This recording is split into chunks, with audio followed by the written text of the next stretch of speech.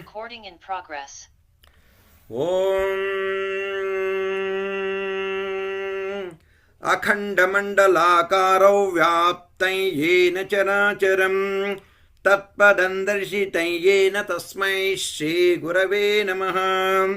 अज्ञानतिमिरान्धस्य ज्ञानाञ्जलशलाकया चक्षुरुन्मीलितं येन तस्मै श्रीगुरवे नमः।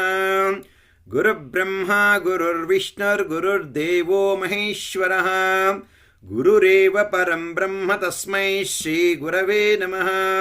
स्थावरं जङ्गमव्याप्तं यत्किञ्चित् सचराचरं तत्पदं दर्शितं येन तस्मै श्रीगुरवे नमः।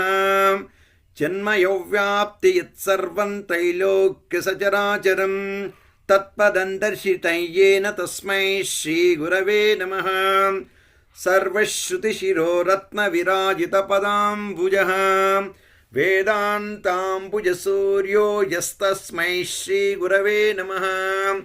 चैतन्यशाश्वतशान्तो व्योमातीतो निरञ्जनः बिन्दुनादकलातीतस्तस्मै श्रीगुरवे नमः। ज्ञानशक्तिसमारूढस्तत्त्वमाला विभूषितः भक्तिमुक्तिप्रदाता च तस्मै श्रीगुरवे नमः। अनेकजन्मसम्प्राप्तकर्मबन्धविदाहिने आत्मज्ञानप्रदानेन तस्मै श्रीगुरवे नमः। शोषणं भवसिन्धोश्च ज्ञापनं सारसम्पदः गुरोः पादोदकं सम्यक् तस्मै श्रीगुरवे नमः। न गुरोरधिकं तत्त्वं न गुरोरधिकं तपः तत्त्वज्ञानात् परन्नास्ति तस्मै श्रीगुरवे नमः। मन्नाथः श्रीजगन्नाथर्मद्गुरुः श्रीजगद्गुरुः मदात्मा सर्वभूतात्मा तस्मै श्रीगुरवे नमः। गुरुरादिरनादिश्च गुरुः परमदैवतं गुरोः परतरन्नास्ति तस्मै श्रीगुरवे नमः।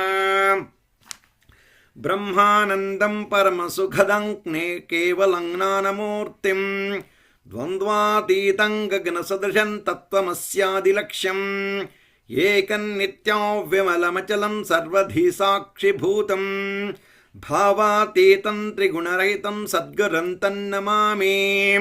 त्वमेव माता च पिता त्वमेव बन्धुश्च सखा त्वमेव विद्या द्रविणं त्वमेव सर्वं मम देवदेव।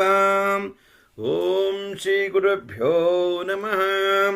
ॐ श्रीमात्रे नमः। ॐ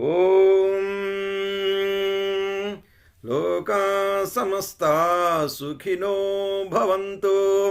लोकाः समस्ताः सुखिनो भवन्तु। लोकाः समस्ताः सुखिनो भवन्तु। ॐ